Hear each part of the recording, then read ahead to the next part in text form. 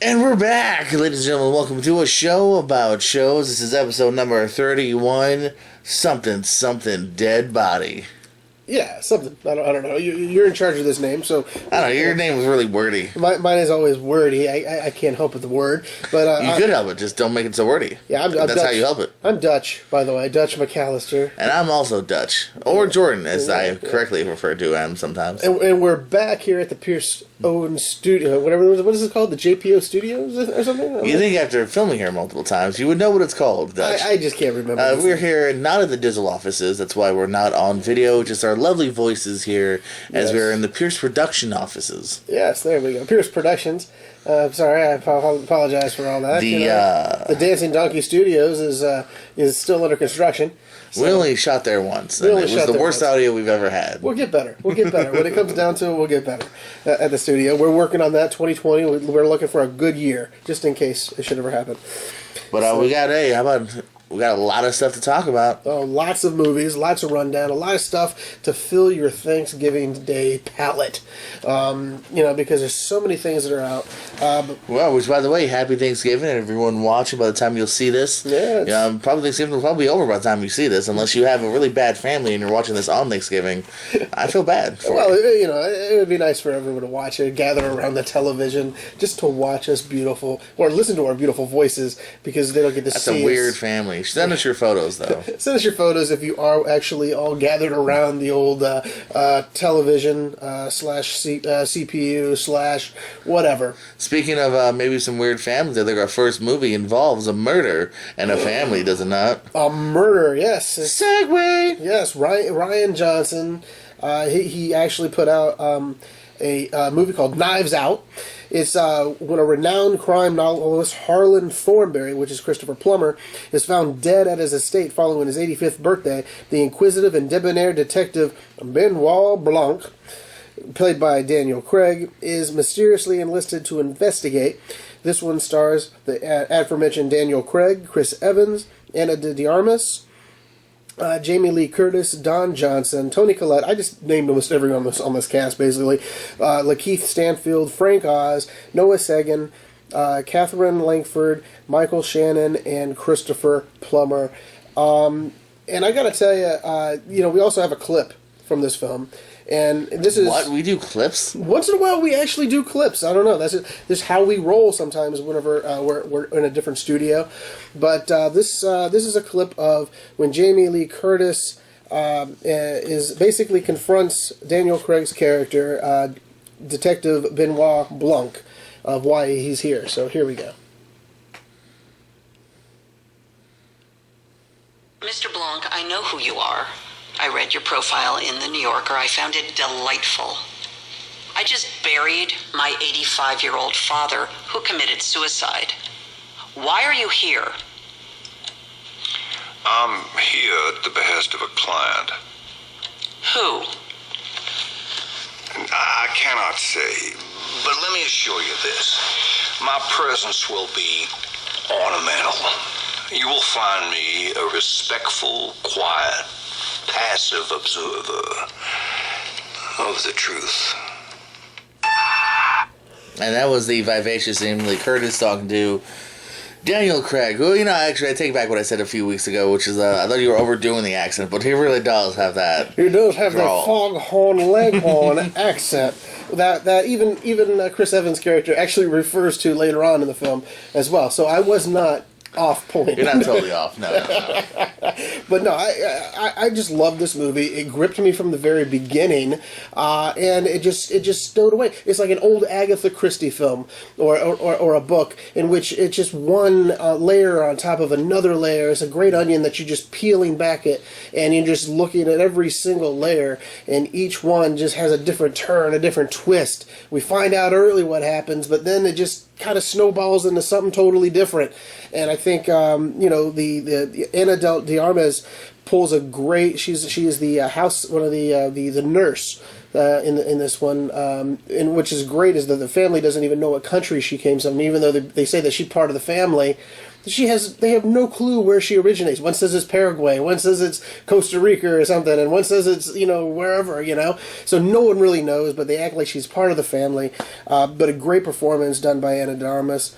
Daniel Craig, again, stellar. I would love to see more of this character if Rian Johnson wants to put this out there and do it again. I would love to have, like, the chronicles of Benoit Blanc. And we can do that. I would be on board. What was your take? I think that the whole cast worked well together. Dreadful. Or was it? Ooh, what a twist in my review. Dun, dun. No, this thing's a lot of fun here, man. Rian Johnson, who did the last Star Wars, but more importantly, well, not more importantly, but the thing that first brought me to his attention was Brick. Brick, yes. And this does have, it's a lot lighter than Brick, too, which is cool, but it has the same kind of, mysterious, noir detective vibe to it that I really enjoyed. You mentioned here the cast. Johnson's got some funny moments. Curtis is fantastic. Shannon, everyone here is here to play. It's pretty well scripted, and yeah, I really dug this movie as well. Yeah, it's one of those movies that I could watch over and over again because the subtleties of all the players in the game and their performances. This could have been a fun play. Absolutely. If you want to put it on Broadway. Yeah, and Michael Shannon's performance as the son who's in charge of his father's books, basically, and the way he acts about it. The same with Chris Evans, who's just a spoiled little brat. We find out Don Johnson. Hey, Dutch. Eat shit. yeah, basically. You know what? You eat shit. I just love it. Don Johnson and Jamie Lee Curtis are married in this film, and Tonia Collette is just basically the. She's still on the gravy train, even though her husband died. That's how she got into this gravy train. Her husband was the son of the author of Christopher Plummer. Christopher Plummer replaced Kevin Spacey. Oh, is it? Yeah. I was, at first I was thinking it was Kevin Spacey who did all this. But then, I thought that would have been a great twist. What a twist. But a twist. But that I'm just going to say that right there is not the twist that I was looking at. So, I personally, I give this one, if I'm not mistaken, hold on, let me pull up my, I was ill prepared on this for some reason. I don't have my rating sheet out, but I believe it was 4.5. Okay. Snowflakes. And yep, it is 4.5 snowflakes on this movie, Knives Out. I'm definitely going to go a little bit down from you. I'm going to give it a 4, which is still really good. Oh, it's still good, yes. Still very good. I'm not as enthralled by you. In fact, when you said you could rewatch this over and over, I don't know if it has much of a replay value later on. It's definitely something I would visit again for performances, but I think once you've seen kind of where they're going with it, and there's a reveal pretty early on as to, the murder, and I don't think it's always as clever as it feels like it is. I think there are some tripes here that they go through, so it's enjoyable for dang sure, but yeah, I'd say it's a solid 4 for me, no more, no less. Could you see a whole slew of these if Ryan just wants to put this out there? He could do a whole slew of Daniel Craig because Daniel. Oh yeah, I would see the best more of him. move for Daniel Craig after the James Bond and give me some more Lakeith, of course, and even Noah Segan is the third one who has some nice he's the clips trooper. in there as he's well. The trooper in that. Yeah, and Lakeith is the who plays the lead detective on this. Well, unfortunately for this review, I'm afraid we're going to have to let it go. Because our next review, ladies and gentlemen, is the Frozen 2 film. Yeah. Anna, Elsa, Kristoff, Olaf, and Sven leave Arendelle to travel to an ancient, autumn-bound forest of an enchanted land. They set out to find the origin of Elsa's powers in order to save their kingdom. Now, you obviously don't care about this movie because your cast list is short on this one. Well, I got the major players. You didn't though. Like you left out Sterling K. Brown. You left out a lot of. But these are the original major players. Well, yeah, okay. But how do you give Knives Out all 40 characters? Because and Frozen, you're like, here's 4 of them. I don't care. Maybe because it's Frozen and I don't care. Exactly. So just agree with me so we can move on. My hands started getting arthritis. I can tell the biasm over here. That the cast list is 1, 2, 3, 4 lines long for Knives Out, and Frozen 2 barely reaches a second line. Anywho, but enough of your gripes. Who's in this film? Kristen Bell, Idina Menzel, Josh Gad, Jonathan Groff, and I mentioned the guy you don't mention, Sterling K. Brown, amongst others. Well, I was going to, but then I got tired of just looking at all the cast, and I was like, I don't know what they play. But Knives Out, you want to list, I haven't watched Nurse Number 4. Of course, because I watched it. If I You watched did leave Frozen- out Ricky Lindholm, who was Michael Shannon's wife. Oh, well, Aha! hey, sometimes I do not add everybody. I just trying to show my movie trivia powers. You go right ahead. So Frozen 2, it's obviously the sequel to the smash hit, super smash hit. In fact, if you saw the first one, supposedly, I did. I should never finish the first one. Don't tell my niece. It really does kind of wrap up because I don't think they, just like a Brave or a lot of the other films, I don't think they really anticipated it being gangbusters. But of course, it was. Between this and merchandise, if I look to my left here at the pre-production studios, there is You just love Frozen you merchandise. just love Yeah, it looks like Olaf. you love Olaf. That's not just me. And Elsa, I think. I'm not sure. If we talk too loud, maybe she'll hear us. So Frozen 2, I thought it was actually, I liked it, man. I don't know if it was expectations or whatnot, but it's a cute film, and it is not groundbreaking. There's a little things you can pick at. For instance, Kristoff basically just doesn't have, he has one kind of joke storyline, and that he can't, keeps having bad luck proposing, and that's about it. Really, otherwise you could write him off. Just like I was mentioning, remember the little alien in Men in Black with Yes, Kumail? yeah. That's pretty much Olaf. Olaf's here just to have some quips here Well, and there. I think and what- if you had to, you could totally edit him out of this film. They learned from that awful thing in front of Coco when they gave him Olaf Saves Christmas. I don't know if you ever saw that. That No, was but I heard it was entirely too long. It was entirely too long, and kids wanted Olaf off the screen. So they found out during that Olaf thing that kids only want him briefly. Well, no, that's not the point I'm making, though, at all. He's in this. He's just in here to quib and be here and there and be cute. But you know what I'm saying. They didn't use him as a main character this time around. I feel like they did. But anywho. I don't know. I'm just asking. That's what I'm just trying to I do. don't know. Go ahead. But, no, I don't know. Like I said, there's not really much to say here about Frozen 2. If you have young little ones, I think they'll like it. I've heard it's just as good, if not better than the first. And 12 stars out of 5. And what was the one kid came out? We were coming out of Knives Out. He was sitting there. He told his dad that second Frozen is the best Frozen of them both. Yeah. Or something like that, or something the best crazy. Frozen of all of them. Yeah, the best Frozen of all of them. But I'm going to give it 3 stars. I'm going to say it's perfectly acceptable. Oh, that's it's fine. cute. The songs are fine. I don't know if we're going to have a Let It Go, if we're going to have anything that's going to be ringing in our ears in several years. But, for what it is, check it out if you have little ones, like all the little bastard kids you have. They don't know me, and that's the way it's going to be. Okay, Jo, what we've done next is we went to the Disney Plus channel to find this one. I've got Nick Jonas, sorry, okay. What? What about Nick Jonas? What about You'll him? see. Anyway, oh yeah. I don't know what I have him on there for. Oh, you know what? That was part of another note that I had, and I forgot to cross him off. Wait, he's not in the movie? No, he's not. Oh, cool. That's actually, weird. none of these actors are in this movie. This is Oh, yeah. Did Wow. Is this the Midway cast? That is the Midway cast. I swear, I thought I took it off. That So a cast. little bit. I got to do the behind the scenes here for anyone Yeah. who's confused. Yeah. I'm looking at the Noel cast. I don't know why I didn't bat an eye at Dennis Quaid, but I went, oh, Nick Jonas is in this, and then I realized, yeah, that's the Midway cast on the notes. So, Oh, I can pull is it. it right? Yeah, you got the premise. I got the right premise. I did not Is do that Bill the Hader Bill Hader. I'm and my future girlfriend Anna Kendrick. Anna Kendrick's in it, and along with Anyone else? Shirley MacLaine. Those Okay. She's alive? Those are the big ones, I think. And Ron Funches, I think. Oh, that's right. You mentioned, he's in it. or someone mentioned him. Yeah, and what that movie is basically it's called Noelle on the Disney Plus channel. It's an original. So Kris Kringle's daughter must find her brother and bring him back in time to save Christmas. Bill Hader plays Christopher Kringle. Who does Ed Skrein and Patrick Wilson play? I Woody Harrelson. Who is he? Woody Harrelson plays the shopkeep who loves to give hot cocoa to kids. I think that's what he does. And arrogant heart. I'm sorry. Yeah, I'm sorry. I know. You know what? Give me the review. Look, Give me the man, review. I do have some issues on occasion.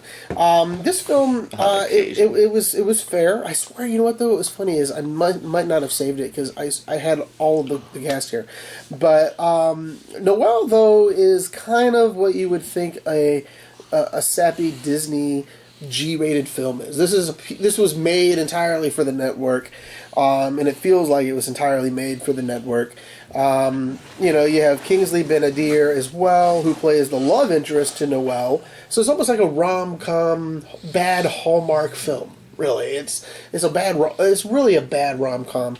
And as we all know, we love rom-coms here. Billy Eichner is also in this as well.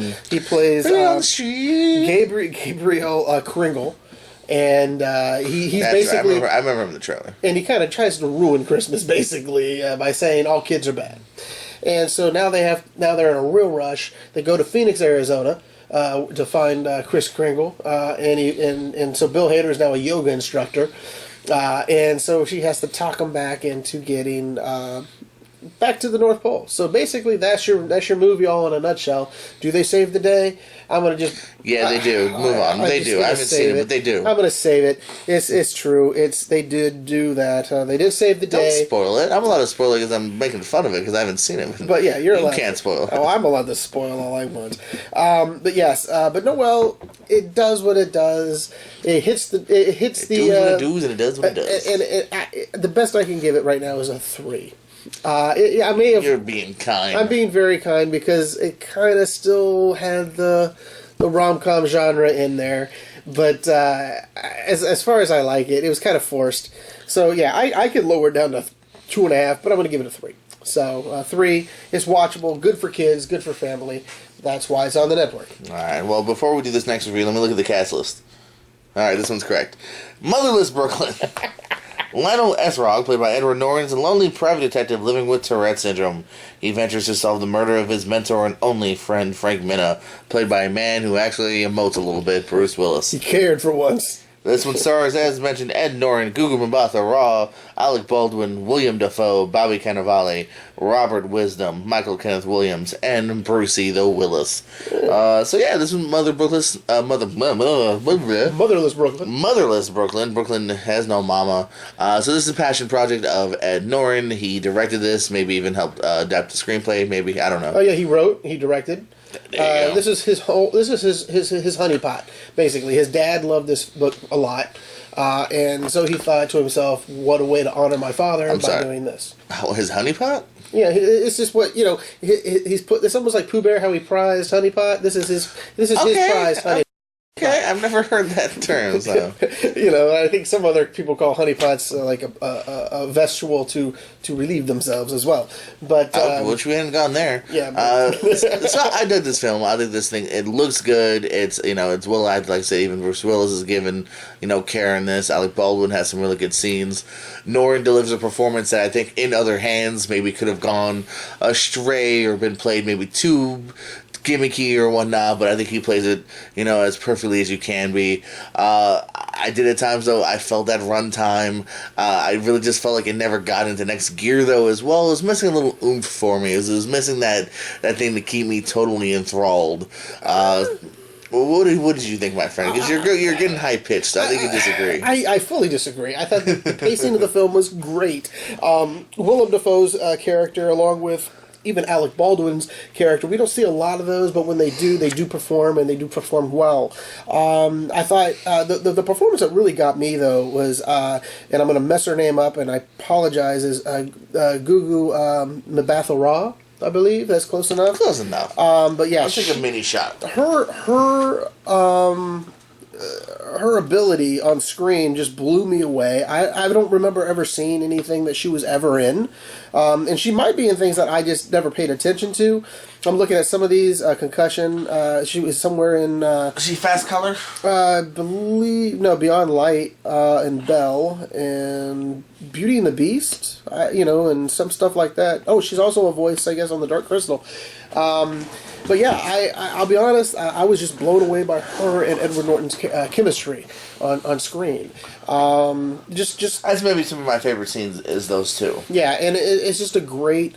It's one of those movies that we haven't heard a lot about. It's been buried underneath a lot. There's a lot of movies, as you know, that are coming up. Dark Water, I think, is another one, right? With Mark Ruffalo, I believe. I was right, by the way. She's in Fast Color. She's the lead. Okay. So what's the one with Mark Ruffalo coming out? The Dark Color. Waters or something like that, Yeah. or something like that. So these are films that are kind of popping up now. I know it's award season, so sometimes they pop up late, but you didn't hear a lot about these until probably about a month before it was released.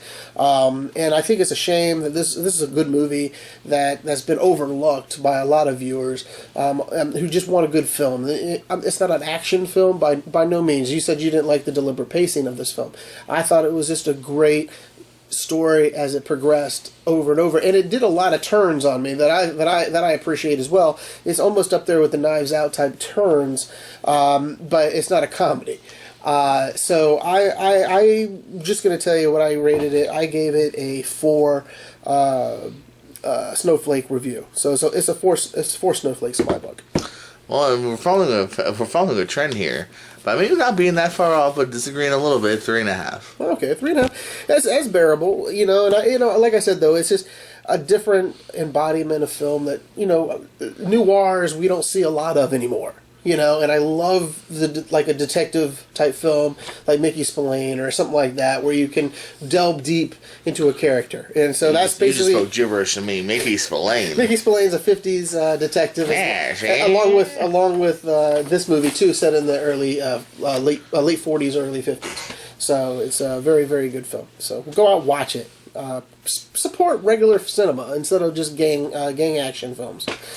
Well, speaking of cinema that you had to go out of your way to support, let's talk about our next film. Yeah, the next film, I had to actually hunt this film down. I hunted it down, and it was in my own backyard. I didn't realize it because I don't usually go to this theater, but it was Parasite. It's greed and class discrimination threaten the newly formed symbolic relationship between the wealthy Park family and the destitute Kim clan. And everyone, I apologize for butchering names ahead of time. Starring King Ho Song, Sun Kun Lee, Yo Jong Jo, Woo Sik Choi, Hai Shin Zhang, So Dam Park, and Jai So Jung. I think that's as good as I would have done, actually. You're pretty spot on from mine also not knowing. Plus, I had my announcer voice on, trying to get me through it. But yeah, Parasite is a foreign language film done in South Korea. It does talk about their state of class. And basically, the family that's destitute, the Kim clan, they live in what they call a sub-basement. And basically what they are, you can see them on the streets, and they're just street level. Okay, so anything should happen, like rain, it'll flood the basement, or something like that. So these people have to worry about that on occasion. There's other things like bomb shelters as well, we find out about during the film. But it's also another thing that's prevalent in South Korea at this time. But yeah, just watching this film, it's a kid who wants to find a job. His leaving. His best friend is leaving to go study abroad, and so they forge documents to go ahead and be a tutor for this young lady, who's I would say a sophomore in college, or no, high school, and he's supposed to be a sophomore in college himself. So he's going to be a tutor for this girl. The thing is that he's doing so well, he decides to somehow wiggle his family in, so people lose their jobs, and he brings their families in as well. So very dark comedy. There's some light moments in which I chuckle a little bit. Some people didn't, of course, in the theater. I love dark comedies. But the thing is, the relationship between the guy whose name is Kevin, I can't remember who it was, because they don't remember, even in the character's name, I guess they changed it for English purposes. But his name was Kevin. He falls in love with this sophomore in high school, and they're talking about, well, what happens if you marry her one day, and all this other, and you're like, whoa, this is crazy. He's like in his 20s, and she's in her early teens. This is not normal. This shouldn't be happening, but it's the class structure they want to get into. But at the end of the day, their plot to basically infiltrate this family was a success, but it won't be held on very long because of other paradigms that shift in this film. I cannot give that away because it's a shocking twist that takes place, and at the end of the film, it's people were kind of like stunned when it ended. I again thought it was sadistically good, the way it ended, and but yeah, I have given nothing but this movie with praise. I apologize if I butchered it, but I can't really discuss a lot because it would spoil some of the plot points. If you were to watch it, and you know me, and I try not to spoil as much as possible, everybody. But Snowflake wise, I give it 4. 4 snowflakes. It was a very powerful film. I'm thinking we're going to see some more Oscar buzz as it gets closer. There's other ones that I'm watching later on. I'll get in touch with you on those so you can watch them as well. So, you know. No, it was interesting. Yeah, that was one I was interested in as well. I just, I didn't want to travel like you, but yeah. Yeah. Here's a film. You didn't want to pay the $15 either to watch it, and I don't blame you on that because it was ridiculous. That's a matinee, my friend. $15 for a matinee, ridiculous. We got Everyone Unlimited. I only go to Regal. Yeah, me too. Here's a film you don't have to travel for, and that's Teen Titans Go versus Teen Titans. In this movie, the comedic modern-day quintet takes on their 2003 counterparts when the villains from each of their worlds join forces to pit the two Titan teams against each other. They'll need to set aside their differences and work together to combat Trigon, Hexagon, Santa Claus. That's right, it's Santa, and time itself in order to save the universe.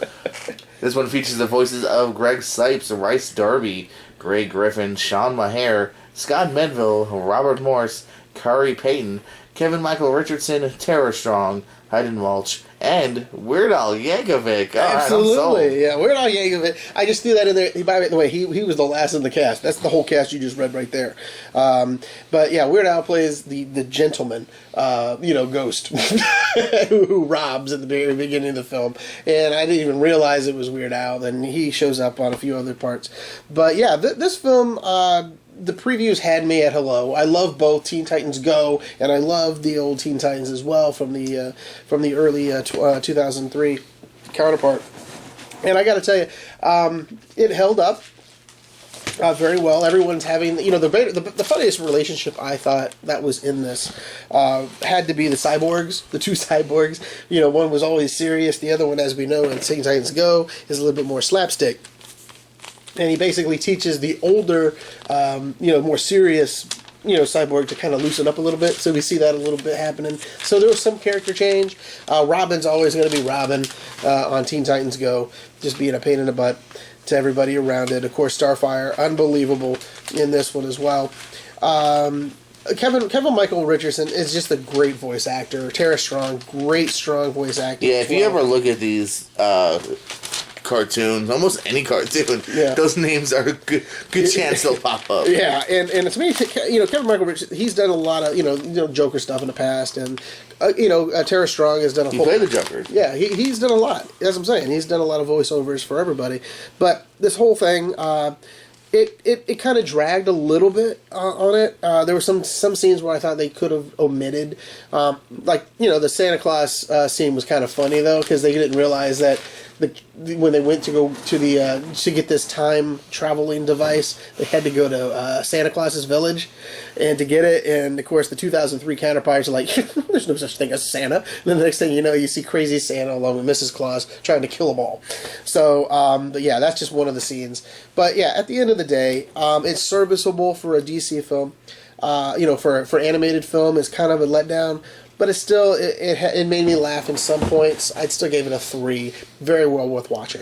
I have not seen this. Based on your review and liking the premise, I probably will. In fact, Black Friday, it's $4. $4 at Target. Does it have a digital copy as well? I don't know. Sometimes they're in there. I actually bought a couple of them from the Dollar Tree that had the code. If you see one, pick one up for me, and I'll pay you. You want the code though, for sure. Mm-hmm.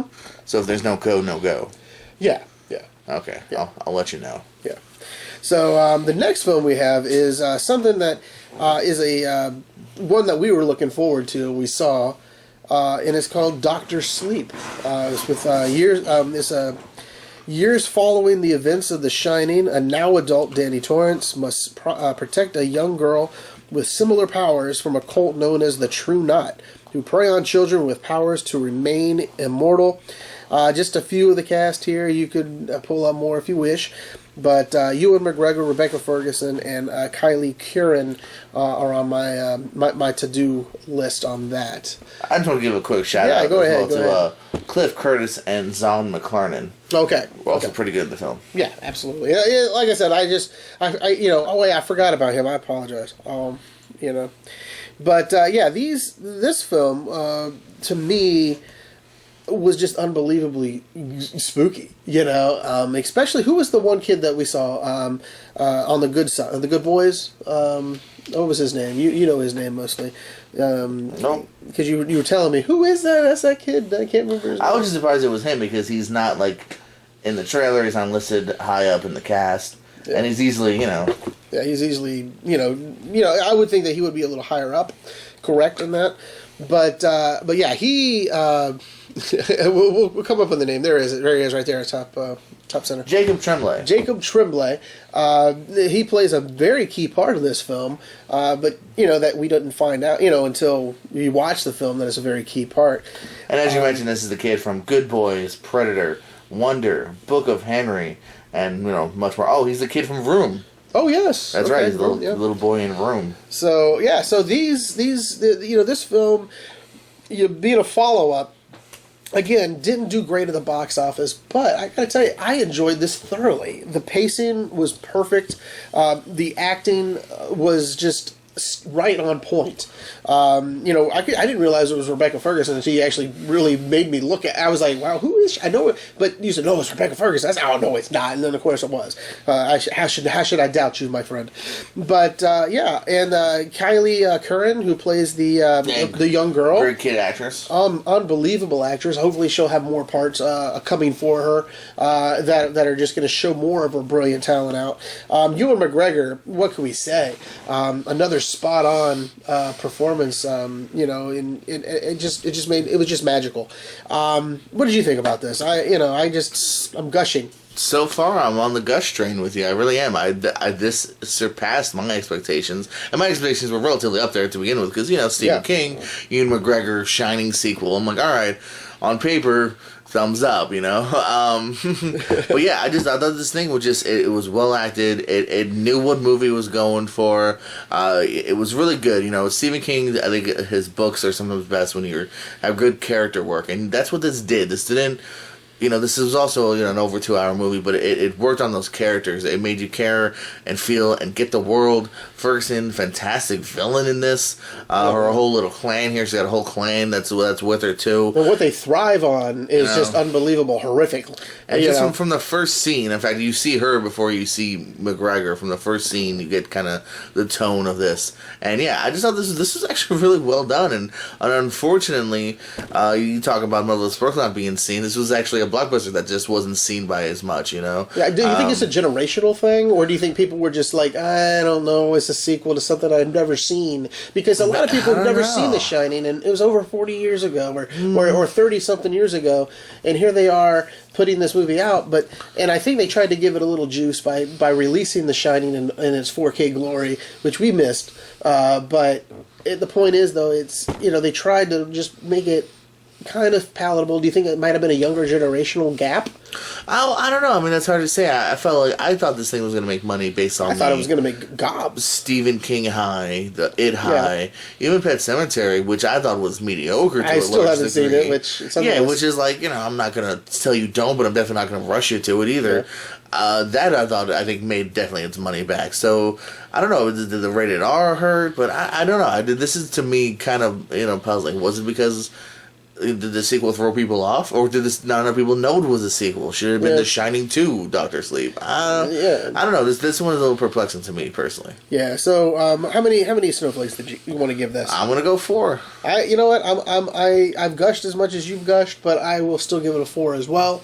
I'm in a full agreement. The next film we're going to talk about probably not going to be a 4-star. It's not going to be a 4 in my book because it's going to be a 5. But go right ahead and tell me what this next movie is that we're going to be yammering on about. Ladies and gentlemen, we got you the new, yes, that's right, it's back in theaters. It's Charlie's Angels. When a young systems engineer blows the whistle on a dangerous technology corporation, Charlie's Angels are called into action, putting their lives on the line to protect us all. Ooh. This has Kristen Stewart, Ooh. Naomi Scott, Ooh. Ella Balinska, Elizabeth Banks, who also directs. Yes. Patrick Stewart. Co-wrote too, I believe.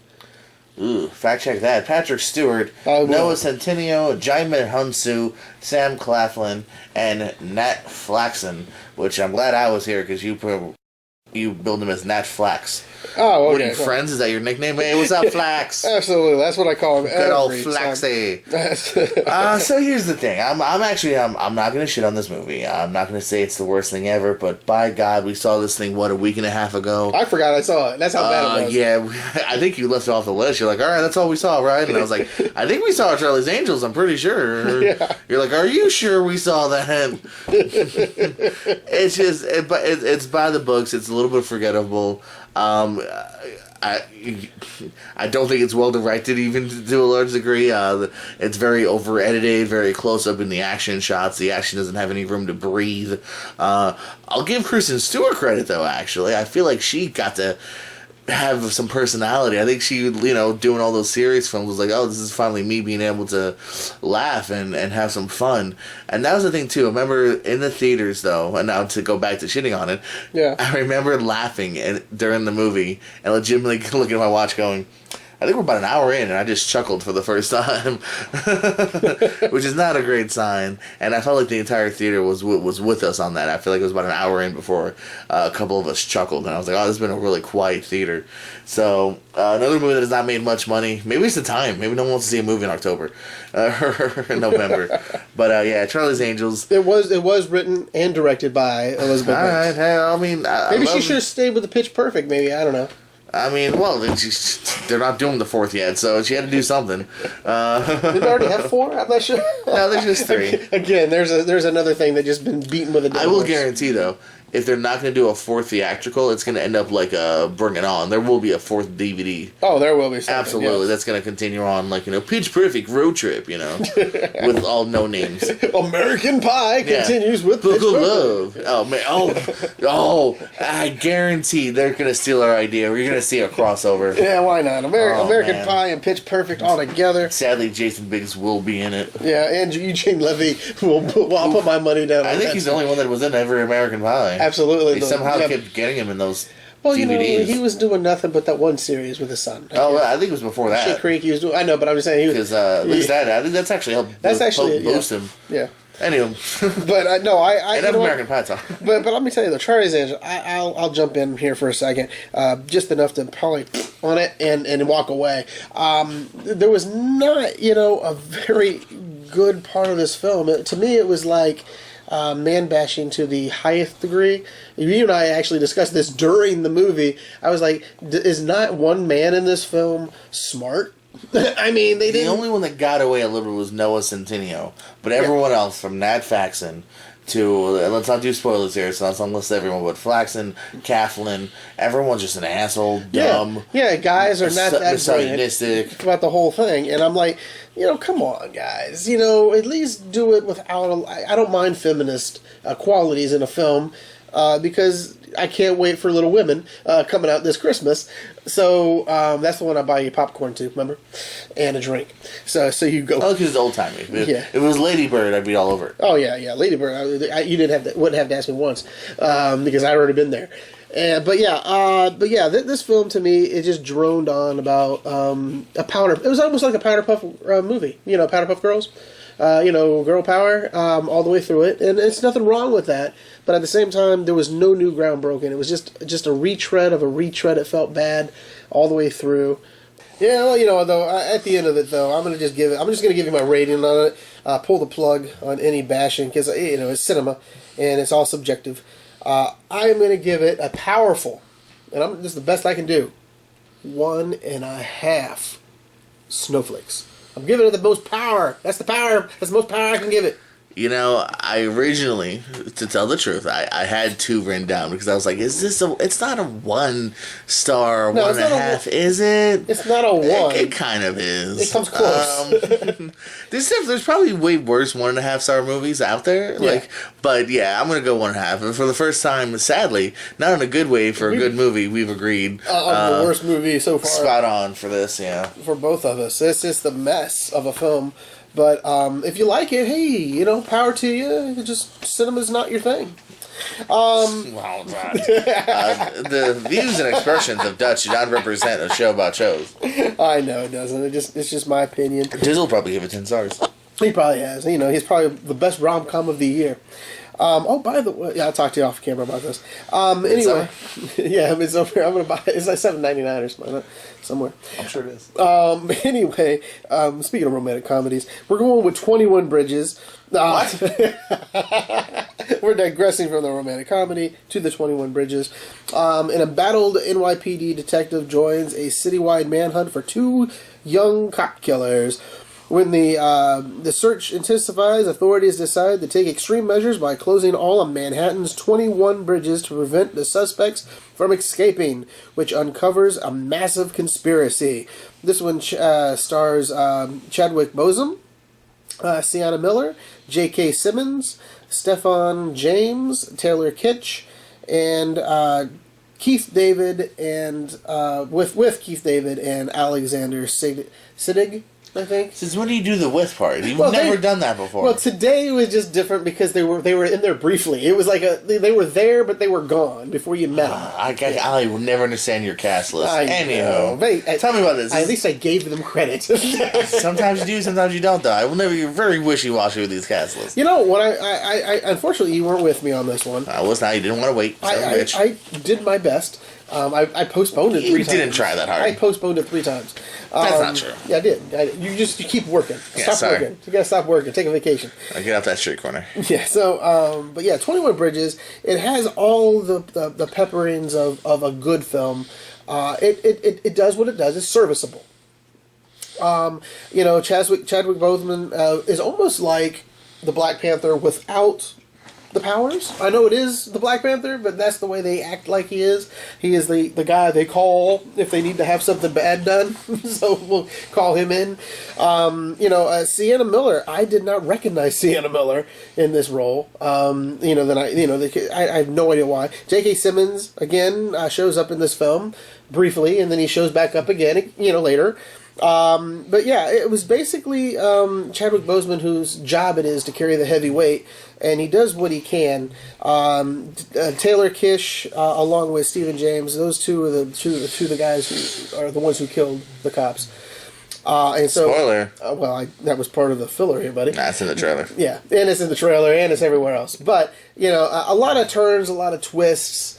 That come through, and it didn't really shock me of any of it. J.K. Simmons part of it, isn't he? I can't answer any of these. I'm just trying to throw stuff out there. But yeah, it's a big conspiracy. I already figured it out probably about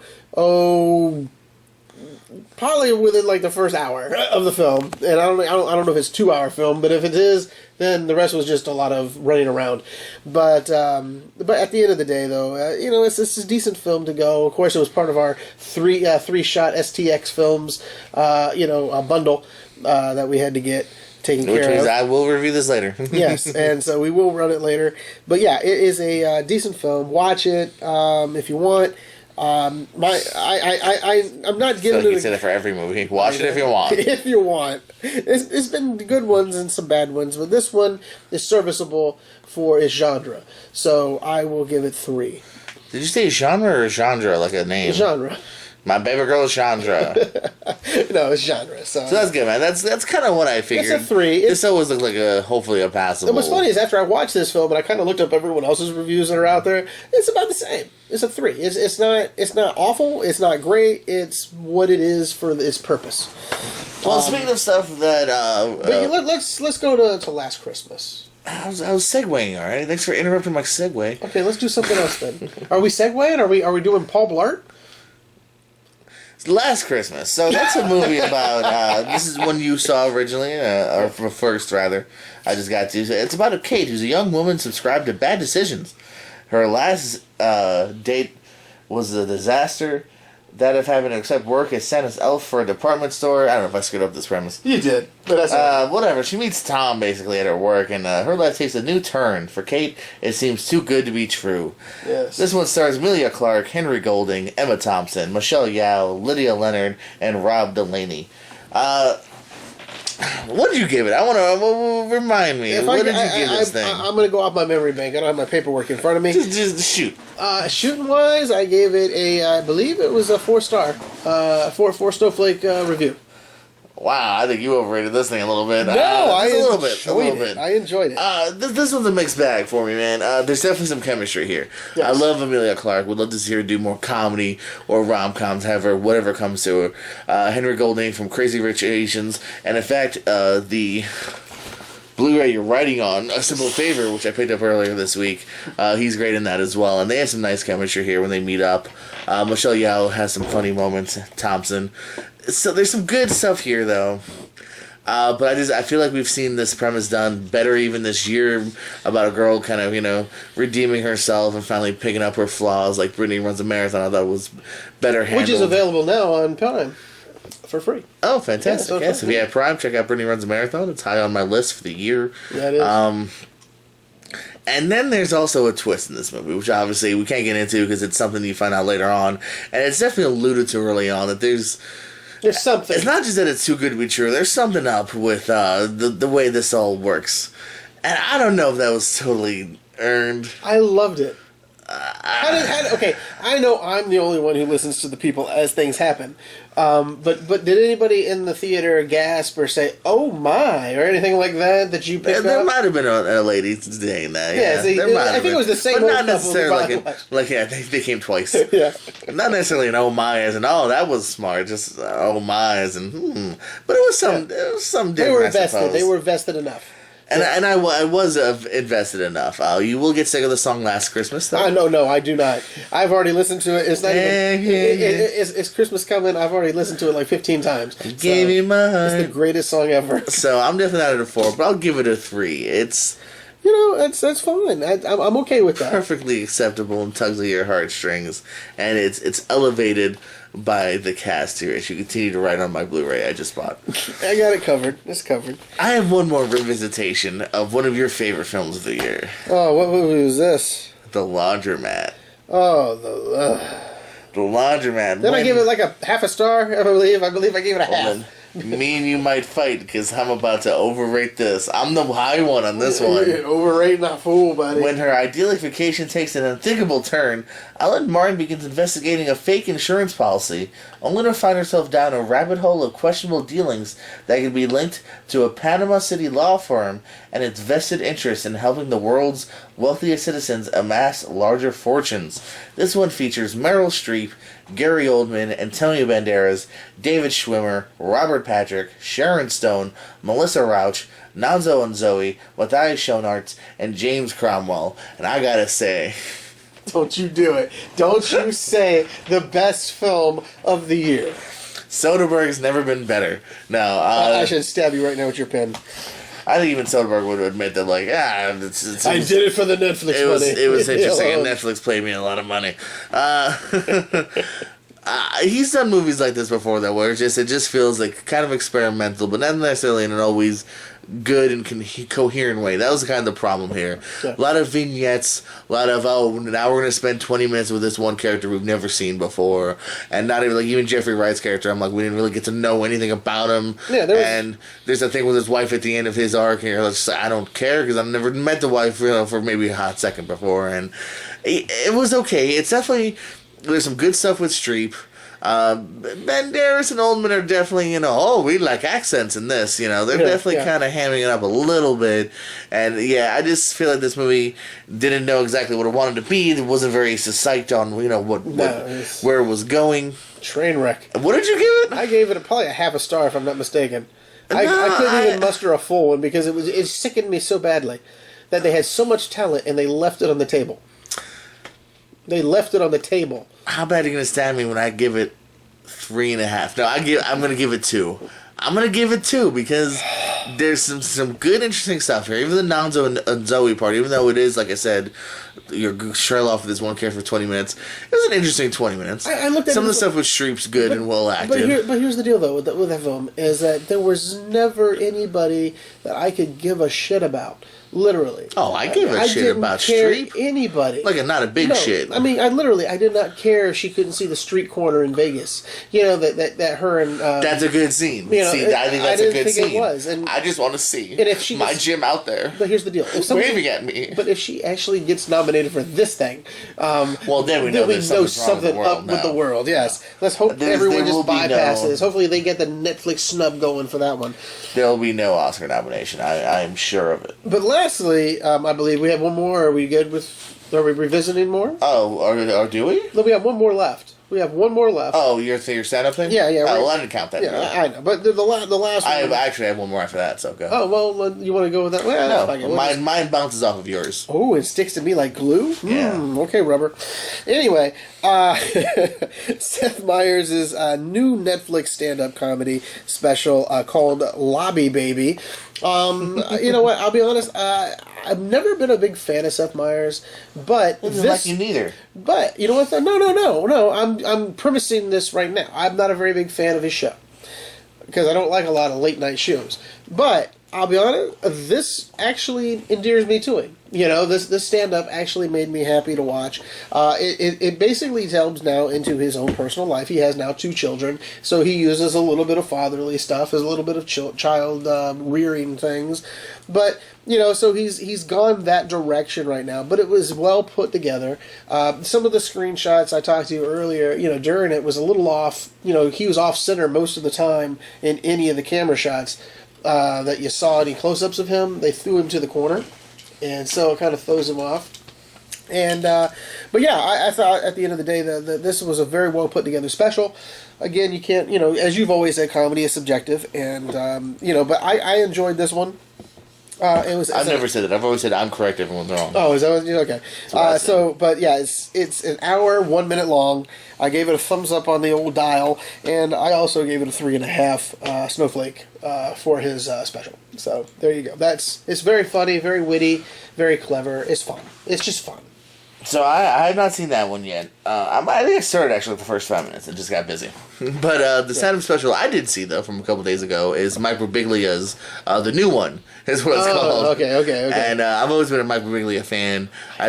You not a fan? No, I love it. I'll throw him on my Spotify on the way to work and whatnot and stuff. So I thought this was pretty good. He does a wireless mic, so it's very one-man showish. Yeah. You know what I mean? Like, his first joke is about his couch and, you know, different riffs on that. You know, very almost Jim Gaffigan, like how he just go off on very mundane but fun things, you know what I mean? And, you know, the occasional curse word, but very much probably a special he could show anyone. And and sometimes I like comedy like that, where I'm like, oh, wow, because I give him credit as a stand-up comedian, kind of myself. Like, you know, I applaud people that can be very PG, because I can't to a degree. You know what, though, I agree 100% though. With PG comedians, it's so much easier to curse than it is to to put together a nice clean set. And even I see what you're saying. Yeah, so he's a little off center there for you. Look at Seth Meyers. He's right. The direction is very however you put it. So, but yeah, I like the new one. I feel like I'm always very easy with stand-up comedy, because I think it's very hard to go, what's the difference between a 3 and a 4 in stand-up comedy? Yeah. So I'm gonna give it a 4. You know, it didn't knock my shoes off. I think he's had better specials, but I was thoroughly entertained. Yeah. So no, that's good. And you said you had one more after this? No, that was it. Oh, that was it. Oh, okay. I was confused. You just said Myers. I want to do Mike Birbiglia. Oh, okay. Cool. So, next week though, we're gonna. I know we're jumping the gun on this one, but next week we're gonna discuss The Irishman, right? We're gonna bone up on this one, 3.5 hours long. I guess, yeah. If you're giving me a week at least. Yeah, that's what I'm saying. We're gonna have probably some get time. that done. We'll have some time, but now we're gonna move on to our Deja Vu movie picks. Deja Vu, dude. Yeah. Diz is gonna be pissed. He's gonna be pissed, but you know what? He's not here. We had to make the picks this week. I was gonna text him, but I've just been busy. So I'll text him later. We'll put a show up with him later, maybe one day on that. But 1987 was the movies that we picked. I have my notes here of what I chose for you and me to rewatch. There we are. It is available to everyone on Prime, Amazon good, Prime. So I good. made it. It's John Cryer in his unbelievably awful role, but I enjoyed it as a kid. That's why I'm going to watch it again. It's called Hiding Out. Okay, this is one I'm not aware of. Yes, Like, it's at all. 1987. He plays a guy who's a stockbroker, and he is on the run. So where does he hide? High school. So there you go. He runs to high school, plays a high school student, and this is the first time when I watched it. It was one of he was in the I think it was Pretty in Pink as well during that time period as well. Those where he's at. So that's why I kind of liked him as an actor at that time. The prosthetic beard they have on him, just go past it. Okay, it's the 80s. Just go past it. But yeah, that leaves as well because they put that on him to make him look older, and you can tell it's stickum, spirit gum. But yeah, that is my recommendation for us. Say to this watch. again? It's called Hiding Out. Hiding Out. All right. Hiding Out. John Cryer. This is a movie you could be lying to my face. This doesn't even exist. I wouldn't know right now because I've never heard of this. It is. By the way, Anything. if you look on Prime, there's two different ones. One is Prime worthy. For some reason, they call it the Lost Collection on another one, and it's one you got to rent. I'm like, there's no difference. Okay, Weird. Yeah, it makes no sense. But go ahead. So mine is also a comedy, actually, that I wanted to hear more about. I don't know if you've ever seen it. Mine's called Born in East L.A. I have seen that movie. It's with Cheech Marin, right? He's in it as like Paul Rodriguez, right? No, well, Cheech and maybe Paul was right Yeah. as well. And I remember seeing this years ago and actually like really enjoying it. Do you remember the song? Do you remember the song? And it came as I was born in the East LA. I was born in the East LA. Watch out, you don't want to get this ripped off YouTube. Yeah, But but no, that was Tommy Chong and him, I think, doing their album together. But yeah, I remember enjoying this years ago, and something that I wouldn't mind revisiting and wanted to hear your opinion on. So Yeah, I was trying not to go too mainstream. Yeah, there's nothing wrong with going mainstream, but I like to find little nuggets like Hiding Out. That's on no one's list. Okay. Yeah, no, I'm not. I do remember watching it as a kid and enjoying it. So that's why I did Hiding Out. You did Born in East LA. My other options, can I have, and let's start with this real quick. What else was on your mind? A Blind Date. I've always wanted you to watch it. Okay. It's out there, but it's only on Crackle, so you might have to watch a couple commercials. I know. That's why I kind of nailed it down. Who is that? Is that Willis? Bruce Willis, Phil Hartman, Kim Basinger, John Larroquette. Who was the principal on Boy Meets World? Him? Oh, okay. The voice of Knight Rider, Kit. Yeah, I know who you're talking about. I don't remember his name. Yeah, but that guy. But yeah, so that was William Daniels. Yeah, well, it could be. Yeah. But it could. What I'm saying though, those are the two that I really thought. The one that I thought you could watch that I really wanted you to watch. But then I thought, well, I don't think you want to watch commercials. There was another one I can't remember what it was. I wanted you to watch Willow, but it turned out it was filmed in '87 but released in '88. Okay. So therefore, I couldn't give you the Willow film, which I wish it was not done because Willow's on Disney Plus. The other two that ran through my mind, I wrote them down just in case someone else said Born in East LA. No one was going to do it. I thought about it, but it was like Empire of the Sun. I love that movie. I love that movie. Yeah, you like that movie? Young Christian Bale. I think he was a kid in that one, right? Yeah, very good. Yeah. Spielberg movie. I think very underrated Spielberg movie, just because not a lot of people talk about it. It's a very good but movie. It's a great movie. Also, a young Ben Stiller is one of the bad guys. Oh, really? Yeah. Oh, okay. So yeah, that was on my mind, and then why am I blanking here? Oh, just because I've never seen it and I don't even know what it's about. Garbage Pail Kids. Awful film.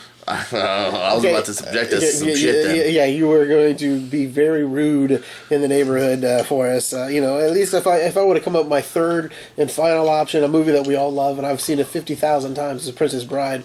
But again, that's way in the mainstream, so I don't even have to watch that because I watch it like 3 times a year anyway. So that's pretty sad, probably. But I do enjoy me some Princess Bride. Well, I'm excited about this countdown here. Well, we got our top 10, right? Yeah, well, I got 10. It's top 5, but we expand this every week. Yeah, we expand, but we will harp on the 5, but we'll do the 10. Exactly. So the top What was this? This is yours. This is your honey. This is the one you came up with the idea. I thought, okay, let's That's the top 10 animated films, man. You got animation, okay. CGI, cell shaded, half and half. If you got Roger Rabbit somewhere on there, whatever you want, man. Yeah. So, okay, I'll give you. You want to go? I'll give you my bottom 5. Can I give you my bottom 5? Give me 10 through 5 right now. Okay, 10 through 5. I'm going to give you Coco, Teen Titans Go to the movies. You're high. Okay, sorry. Toy Story 3. This is your list. Toy Story 3. Sword in the Stone. And Fantastic Mr. Fox. Whew, I've got some problems on a couple levels. Those with you, were the bottom 5. We'll get into that later. For Teen Titans, I mean, wow. I loved it. You know, it was in the top 5 movies of the year for last year. That is true. I fought you last year about that shit, too. What's your number 5 now? Go into detail of that. My number 5 is a quaint little film. I think everyone knows it. No, I don't think so. But I loved it. It's Coraline.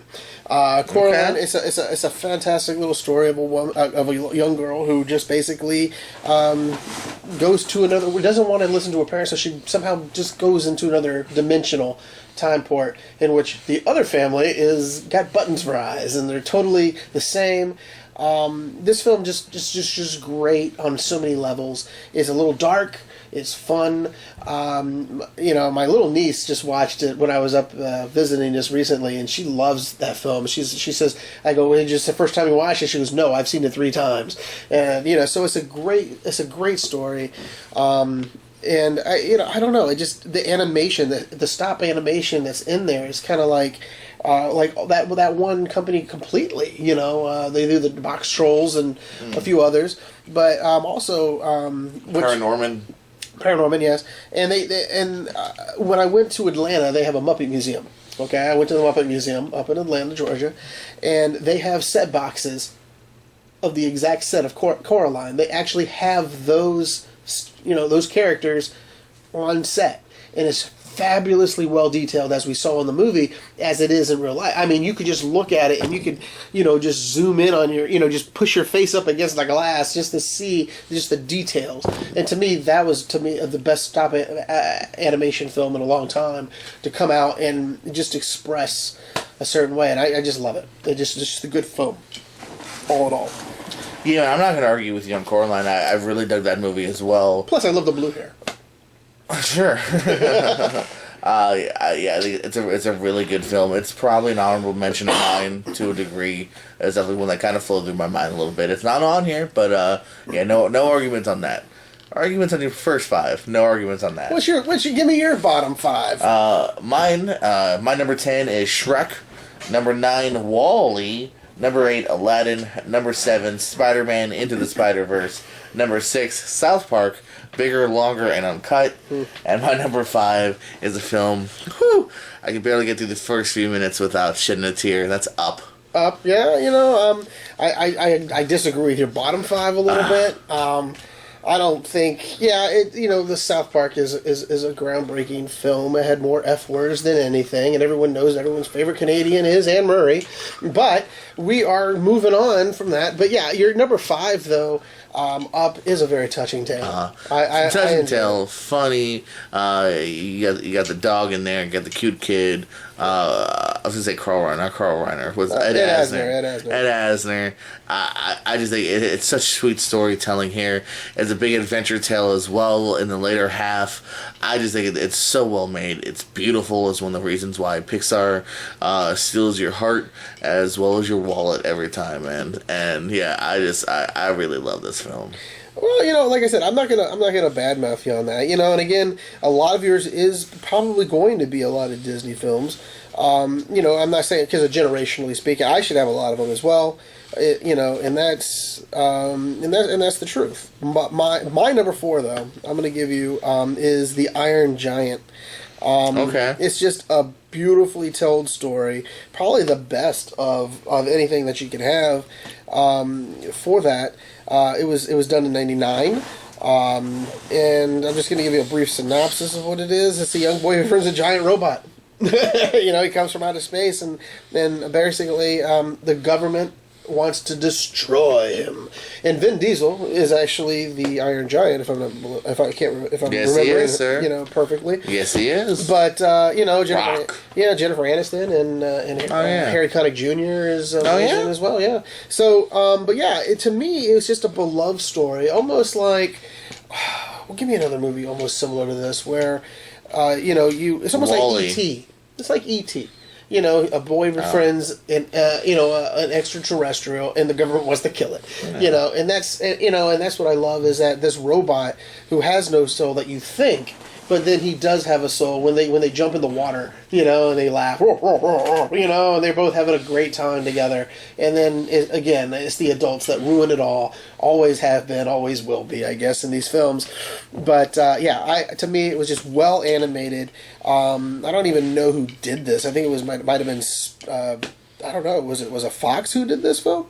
I'm not sure, but yeah, during that period, that was just a mind-boggling film at this time. So, yeah, it kind of reminded me of the old Disney classics, the animation style. So, no, a good film, good choice there as well. My number 4 here is not this year's, but the OG Lion King. I mean, come on, man, Mufasa, Scar, Simba, iconic stuff. There's a reason why they remade it, because they're like, hey, you know what everyone loves? This movie. Let's do this movie again. And you know what Disney really loves? The big cash grab. They love that cash grab, man. But there's no denying the power of this first one here. From the humor to even the animation, still holds up. Like, I mean, if you like the realistic look, that's cool. And the new one is beautiful to a degree. But I think this first one also has the humor of it as well, a lot more. And I think it's even more suitable for kids and whatnot. But with some adult themes here, I mean, there's some really sad stuff, with Mufasa and Scar's go for power here. Life, death, revenge, man. That's this is Shakespeare with lions, So I love this film. Yeah, I'm gonna bat an eye on that, because again, it's what you grew and what I grow, and we all have all these different films that we watch, and they all affect us some certain way, or maybe they are us as well. Mine is one of your honorable mentions, actually. Number 3 is Spider-Man Into the Spider-Verse. I thought you might have this. I love that film. I've watched it probably since it was available to watch on DVD and VOD or whatever, digital. I have watched it probably about 5 more times. I've also watched it on Netflix as well, because I just love this movie. The animation is just so superb. The crispness, the way it makes you feel as if you're a part of the universe, as well as they fly around and learning to you feel the pain for Miles Morales trying to figure out how to be a hero. Again, it's what we've figured out with Peter Parker as well. But yeah, Into the Spider-Verse, I know it's the newest one, but to me, it brought me somewhere where I haven't been brought before. And yeah, we've had old Spider-Man shows, cartoons, your beloved one that you watch, the ones I liked. But this one, to me, set the bar and made it well worth watching and enjoyable. And it just set the bar. It is the bar. Yeah, it is. Sorry, it's a wrestling joke. Yeah, it is. I mean, obviously, it's in my 10, so I love it as well. No argument here. My number 3. What was that? Your number 4? That was your 3? That was my number 3. My 3 is a superhero film as well. Ooh. Here's one I don't know if you thought of. Captain Underpants? It's actually a fun movie. It was. It was better than we expected. It was. Batman, Mask of the Phantasm. Very good movie. I forgot all about that movie, but as I went through, and then I did see it, but then I kind of but I do love it. It's great storytelling, great animation. It was theatrically released too. So I was there, man. I was there the first time, and I'm jealous because I definitely did not see it in theaters. I saw on VHS. Yeah. Google it, kids, later on. In that little bubble, that white bubble wrap. It was like a thick outside cartridge. It was a clamshell. It was a clamshell. It was like a big cartridge, that you had to open up. And just great storytelling, an original villain too. You get a little bit of the Joker in this, but there's an even deeper plotted hand here. Dana Delaney was the Phantasm. voice of the Phantasm. Oh, there you go. Yeah. I barely remember that. But something actually I need to rewatch too. I haven't seen it in a little bit. But yeah, I thought Phantasm, just great storytelling here. I mean, there's a reason why the animated series won, I think, normal Emmys, not just like kid Emmys. Like it won writing Emmys. It was that good. And this movie, it's right up there, man. It's one maybe in a different countdown, one of the best TV movies, or not TV movies, but movies based on a TV show. You know what I mean? One day, like a Serenity or this. So. Oh yeah. Star Trek will be in there, of course. Yeah, all the Star Trek movies. Yeah, stuff like that. Stuff where they put the main characters from the TV show on the movie. Yeah. Because this is just well done. Oh yeah, it was a well different feat, and again, it kept the same graininess as the grittiness and the graining of the animation style, the slickness, and it's that perfect blend of Warner Brothers and DC. And animation has always been unbelievable to watch. It's the perfect blend of it can be for adults. You never go, oh, this is kind of kiddish stuff. Should I be watching this? But at the same time, I would never tell like a 6-year-old to stop watching it either. Like, it's a great blend. How's this? When I was older, when I got older, and I bought the clamshell, the Batman Phantasm, I forced my little brother to watch it. And he was probably like 5. You know what I'm saying? I said, no, you're watching this, because he was a big Batman fan to begin with. But I said, no, you're watching this one, and he enjoyed it as well. What's your dose? My dose, I believe, and I don't even have to really look at it, but it's my number 2 is Who Framed Roger Rabbit. Ah, so that is on the list. I mentioned that before. I still love that movie. Christopher Lloyd, Bob Haskins, Mel Blanc in his last, voices of Elmer Fudd and Yosemite Sam and Bugs Bunny and Tweety Bird. Those were the last times you ever heard the original voice of Mel Blanc doing these. Sylvester as well. He did so many. Oh, it says Sylvester Stallone. No. I probably was about to, but yeah, he did such a great. His voice was just synonymous with any cartoons when I was growing up. Mel Blanc, everywhere you went, and he did every single. Who's in that? Billy West. Was that the name? Yeah, Billy West. I think was Roger. Right? Was that who that was? No. Who replaced Mel Blanc? Oh, I can't remember. It might be Billy West who might have done it. But yeah.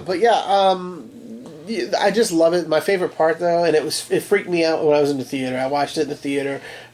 Whenever Christopher Lloyd turns into the animated Christopher Lloyd at that point, he was like, "Whatever, you remember me, Eddie? When I killed your brother, I talked just like this." And his eyes were daggers and red, and and I was like, "Holy crap!" As a kid watching this, because it's early '80s when it came out, 85, 86, I believe.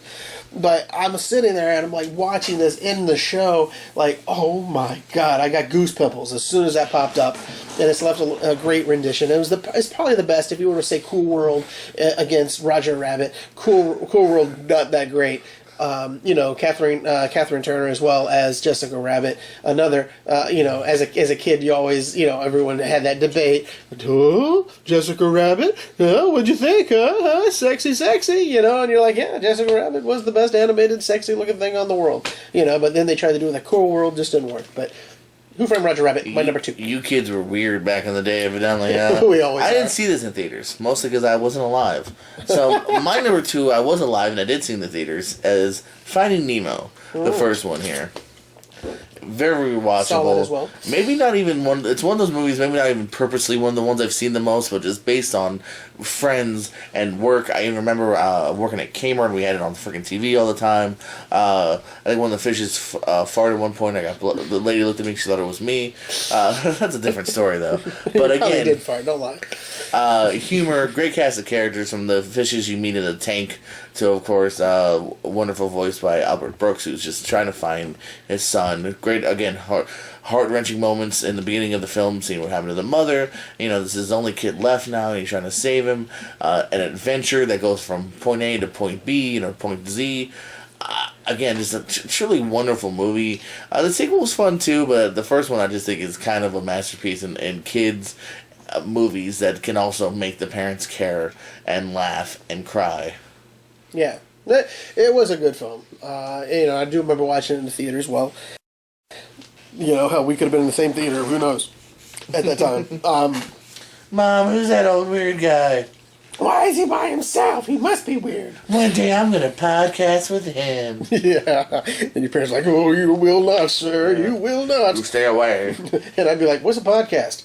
Yeah, sure. 2003. What the fuck is this guy talking about? Yeah, but no, now that brings us to the number one on the list, and it's going to shock you what my number one is. I thought long and hard on this, brother. I thought long and hard. What is my number one film?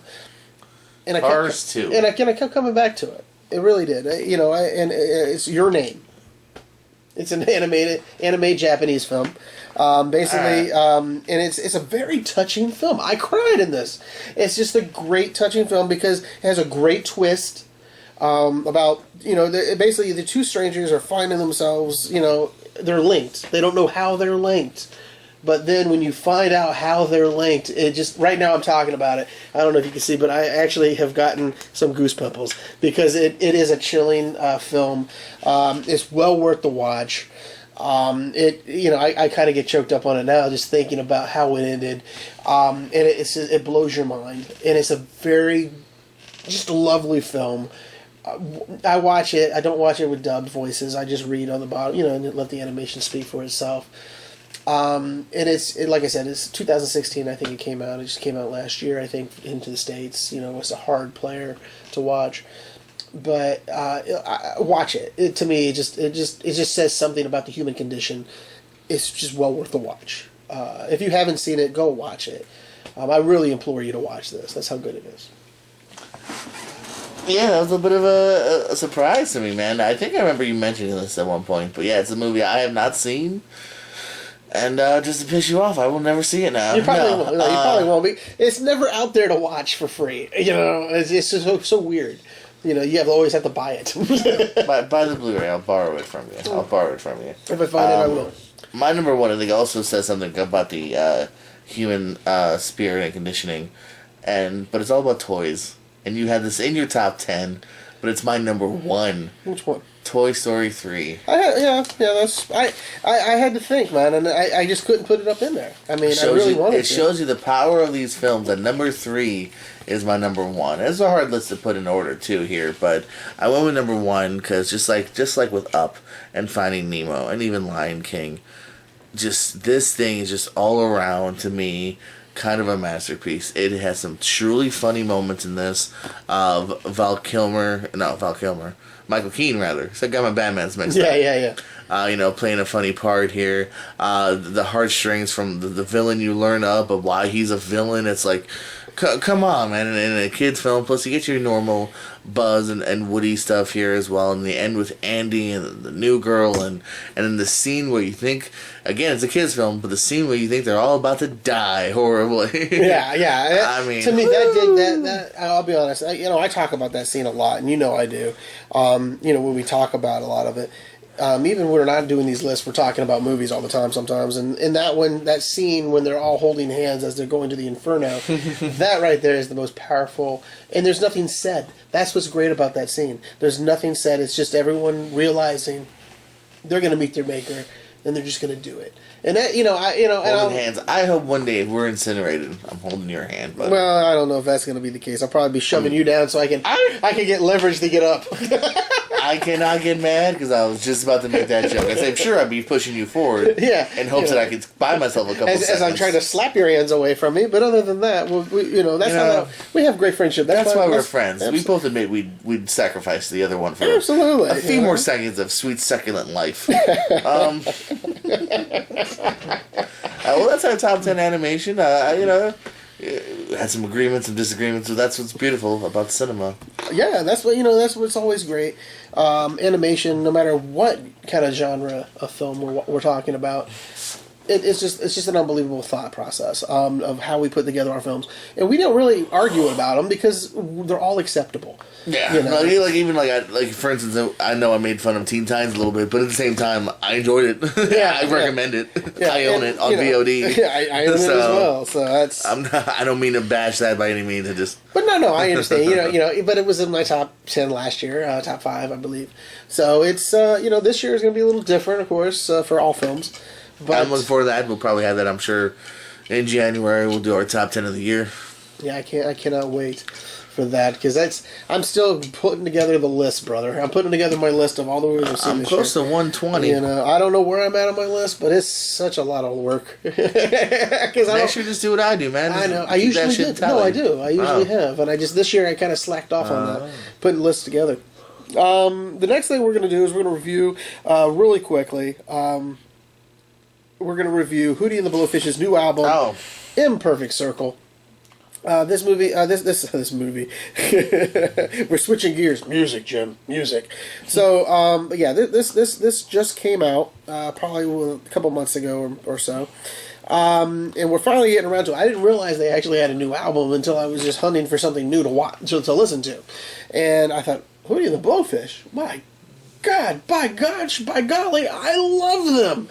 Except for the Fairweather Johnson album, which really sucks. So if you want to listen to any of the albums, skip Fairweather Johnson. Don't listen to it. It's a Rush sophomore album. Because what it is Cracker Review came out, and they rode that for a long time. It came out, and I think it rode for like almost 2 years. It's almost as long as Pink Floyd's album was on the top, Billboard seller. And then what happened was then the studio wanted them to get back into the gears. Then Fairweather Johnson came out. Awful. I mean, there's not one thing on that album that I could say is worth listening to. So don't. Track 7's not bad. Oh, what, on Fairweather Johnson? I have no idea. Yeah, probably. Yeah, that's what I was thinking. But the Musical Chairs, they have. It kind of came back out. I believe that was our third album. Fourth or something like that, but there's a lot of other ones. But this one is called The Imperfect Circle. What we're talking about, 2019, starts out fabulous, and it ends with a great song as well. Starts out with New Year's Day, basically. He meets a girl, throws her, and he says, let's just kiss like it's New Year's Day. You know what I'm saying? It's a very fun, Hootie-ish song, and we're gonna go there. My favorite on the album is We Are One. Basically saying, we're all the same at the end of the day, so we shouldn't be a lot of hate. There shouldn't be a lot of hate. So it's a love song, for everybody. Everybody But You is another one. It's basically saying that, I'm lucky to have you. Just don't listen to what everyone else has been saying. Like, basically they're saying, how the hell did you get this girl? Why is she insane? She's too good for you, that type of thing. People who've always said that about other people. And he's just like, look, I just want you to be who you are, stay in your world, because God knows I would be lost without you. And don't listen to those people. And that's always a good thing. The last one is called Change. The last song of the album is 13 songs on this album. Change is a very touching song. Basically, everything that happens in life is change. And that's the only thing he's guaranteed to have in his life. Change. Nothing else. The kids will be gone. The wife will be gone. Everyone will be gone, because change will always be there for him. And it's a very poignant song. And it kind of gets me, kind of clipped a little bit about it, because it's very good. I mean, the album, all in all, is just a must listen to. I've been listening to a lot of, as you know, a lot of ladies, a lot less groups. This is, besides the Blink-182 album I reviewed, you reviewed as well. We'll have a few other reviews later as well, as the year progresses. And you start right now, they're dropping like, hotcakes, some of these albums. But at the end of the day, I am telling you that Imperfect Circle ranks 4.5 snowflakes on my deal. I'm very liberal with music. Don't whenever I come to ratings, I really am, because it is subjective. It is with the heart. It is whatever you can. But I think if you were to listen to it, you like Hootie and the Blowfish, right? I mean, I wouldn't say I dislike them. Yeah, well, I wouldn't say I like them. I can name like 2 songs. I don't know much about them. yeah, but if you ever get a chance, What's their famous song? It's bothering me. Hold My Hand is one. Then there was one. The Dolphins Made Me Cry. That one. No. Yeah. I wanna be with you. Yeah. Only Want to Be With You. Thank you. That's what I was trying to think of. Yeah. Thank you. That's the one that the Dolphins made you cry. He's a big Miami Dolphin fan, by the way, Darius Rucker, and he always cries when they lose. And he should be well out of tears, if you're asking me. But yeah, 4.5. Pick it up. Hootie and the Blowfish, Imperfect Circle. Very well, a good listen. And with that, I pass this baton over to you, my good man, because it's time for my favorite part, the news and the notable stuff. So we're talking about animation earlier. Robert Downey Jr. said he's coming back as Iron Man What? in the Marvel What If series. So you'll hear his voice as Iron Man one more time. Speaking of superheroes, Gal Gadot and Ben Affleck had joined the movement for the Snyder Cut of Justice League. Yeah. Supposedly Jason Momoa has seen it. They say there's more of it out there. So Can I? I'm gonna just jump in on this. Danny Elfman, who did the whole thing, said the movie wasn't done. There's nothing done. I don't know. He even doubts Jason Momoa saw what he thought he saw, because he was like, "Look, I was the one writing the score for his parts of the films as he was giving it to me, and the film ain't done. There's nothing done. It's going to cost them $10 million if they did have anything left to do. And Warner Brothers has already lost so much money on that film. I don't think they're going to shove $10 million down, to get it any other CGI. So all great. respect to Jason Momoa, Danny Elfman just called you out. It said no. your favorite show's been renewed for season 2. Kelly Clarkson show is going to continue. She has a show, Jim. Oh, she has a show? Yeah. I thought she was still on that. Was it the what was that? Voice? No, it was the other show that she was. What was she Like on? American Idol. Wasn't she? She won the American Idol, if I'm not mistaken. So that's where she got her fame. Yeah, So- but she won it. She hasn't been on it since. Oh, I don't know what she's been doing since. I don't follow her. Dear goodness, man. Well, you win it. You don't continue on. Like, she won. What was more there to do? I guess sell albums is what she's been doing. So. Oh, yeah, she's actually one of the biggest success stories and Yeah. the first winner. Yeah. And she's the one who told Taylor Swift to record all her songs, so she owns the master copies. Because she did the same thing because they were stealing money from her.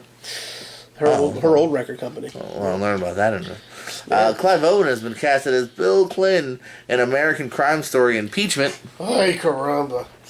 Todd Phillips and Joaquin Phoenix said they're open to a Joker 2. Dutch, are you open to a Joker 2? Electric Boogaloo. No, we're not. We're not open for a Joker 2. This film doesn't need a Joker 2. You could have. I think if anything, let's just do origin stories. I think we've discussed this in the past, where we could just do origin stories for a little bit, get people comfortable with these characters, then we could put them all together, and then make another film. But I think it's too early for a Joker 2. I know it made $1 billion, but there's no rush for there's no really rush for a script for it.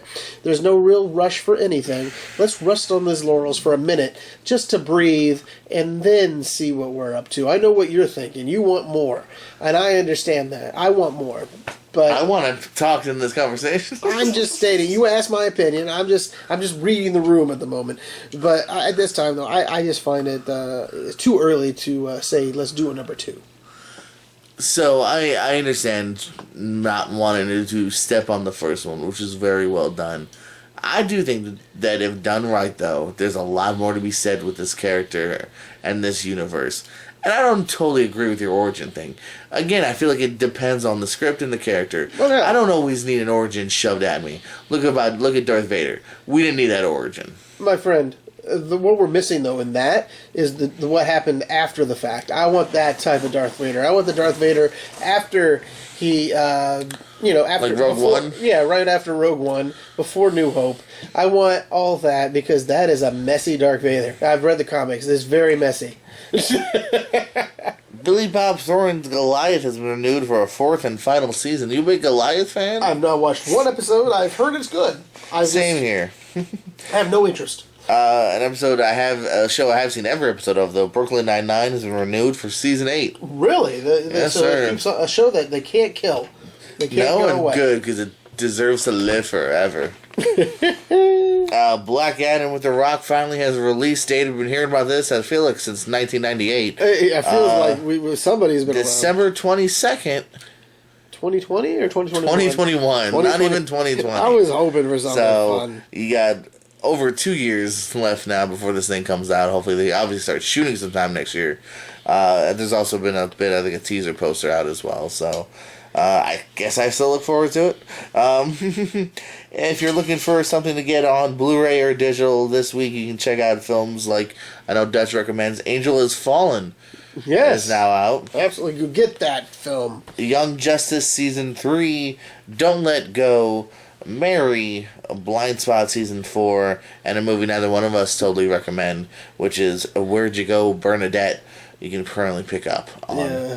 Blu-ray, digital, and VHS. By the way, If you bootleg it to a VHS. I just found something out here. It's been out for a little bit, but John Boyega, he admitted that the Rise of Skywalker script that ended up on eBay was his. He lost it. Somebody took it, put it on eBay, and unfortunately, that was his script, and so. I'm thinking he might be out of any type of universe where secrets are to be held in the future. I was gonna say like no harm, no foul movies out, but I see what you're saying. Like, how do you trust him now? Like, Well, yeah, it happens. People, NFL players have lost their handbooks, and things like that. But I look at it this way: is this script is like the holy grail to find out what happened at the before anybody else. Hasn't come out yet. Yeah, I know it's in the can, but it's still possible somebody could start leaking script spoilers. And again, something. This one came out. Yes, the Rise of the Skywalker. This script, I don't know why I was thinking the last. you were thinking, movie. yeah. That is his script, and he's just very upset about it, and I can understand why. So that's one of my news and notes that I like, and also if you're a big Crown fan, season 4, they'll be bringing back Claire Foy back just for a flashback. So if you thought she was done, they pull her back in to play the young queen again, just because the other one, I guess, needs to be looked at more. I don't know what they're up to with that one. I'll be honest with you. I don't know why I said that. But anything else that we got going for us? Well, if you're looking to see a movie this weekend, guys, we gave an early review earlier. Knives Out is out. We both recommended 4.5 stars for Knives Out. That's a full release this week, as well as a movie I know I'm interested in, which is Queen and Slim. Yes, that's a very interesting film. I can't wait to see that. We might have a review for you for that for next week. If you're going Black Friday shopping, stay safe, everybody. Get those Blu-rays, those DVD specials. Hopefully you survive it. Because I am staying home. In my opinion, I will be out fighting because I am a warped person who still collects physical media. If you're looking for the best deals, my opinion, hands down, Walmart this year. Walmart has some great UHD. $8 on 4K. You can get Avengers Endgame, Spider-Man Far From Home. Again, 4K. You're talking about something that's usually $30. Absolutely. You can get Aladdin, Bohemian Shazam. Rhapsody. Shazam's on here. X-Men. The last X-Men, which I don't have yet because it wasn't that great. But for $8 on 4K, I'm going to open the new X-Men. And it comes with a video digital copy probably as well. Yeah, pretty much all of these. I see Endgame does, Aladdin, X-Men. Not all of them do, so definitely check it out. But you got that. You got Lion King on Blu-ray for $6. Let's see. I love deals. What can I say? We love deals. We love them. I'm going into the video game business after this. If you got some stocking stuffers for $2, you can pick up on DVDs things like Hidden Figures, Jingle All the Way, Crazy Rich Asians, $2 on DVD. No, does it come with a digital copy? Because I'll jump in on that. No. Ah, damn it! I don't want to do that. I will double check for you at the store. If you happen to be there, just pick it up. I'll be there. If it has digital copy, I might do that. Jingle All the Way, I wouldn't mind as well. Fate of the Furious, FA. Most of these are all DVDs. A lot of times they do not. Ah, okay. But anyway, you so and your digitals. I love my digitals, but I don't mind the other parts because I don't have a DVD player anymore. Who has one of those? But I do. I know you do. You don't? Well, no, that's not true. You have a Blu-ray player? I do not. I think my PlayStation 4. You can play DVD that. I just bought one, so yeah. Maybe So you do have a DVD I and Blu-ray probably player. do. I just don't have a deal for it. So at the moment, I do not. Well, guys, we're wrapping up here on a show about shows. Dutch, anything you want to say to the lovely viewers? I hope you had a great Thanksgiving. I hope that you got all the good sales, and I hope we can do this again. Episode 32 will be the next one. Hopefully, we'll be talking about. What is it? The Mr. Rogers film? Would You Be My Neighbor? Yeah, Would You Be My Neighbors? Maybe Queen and Slim. I'll have my 21 Bridges review, most likely. The Irishman. That's so we the got homework some stuff we to got. do. Yeah. Yeah. Homework. You know, as I say, it's always homework. You know, we're always I working. might, well, sure, it's later to say I might start it tonight. I'm not going to start it tonight. It's 3.5 hours. I might start it tomorrow. You can start it 4 days in a row, and it'd still probably be the first half hour. It's going for to be me. like, to me, it's going to be a mini series. Oh, it's going to be a hard time. As in, I will watch a little bit every day. An hour every day. But no, I've heard good things though. I've heard the worst review is still like a 3 to 4 star review Okay. from what I've seen. I haven't looked out too many. They haven't had Dutch's review yet. Oh yeah. But yeah, as Dutch said, have a great holiday, guys. Drink some eggnog, alcoholic or not, that's your call. Have some turkey, gravy or not, that's your call. And Ham. If you have ham. Some people have ham. now, if you have ham, go kill yourself. Why? So I love ham. I just want to make a really dark turn Just- towards the end I there. love ham. I'm going to kill myself for ham. Thanks. I do love it. I have some honey ham for. Honey ham. Oh man. That's for another podcast. Yeah. The Boys Do Honey Ham podcast. Yeah, if you want to hear us talk 2 hours of honey ham, that's our other podcast, the Honey Ham Cast. Yeah, the Honey Ham cast. So for Dutch McAllister, I'm Jordan Pierce Owen saying we love you more than you'll ever know. So is Downton Abbey never going to be watched by you? Yeah, probably. Okay. Well, I try. They try very hard. I try hard, but I already tried harder. How about Dora? You gonna watch Dora? No, No? no. There's other things I can do with my life. I know, but Dora is the best movie in the world. That's not making the air.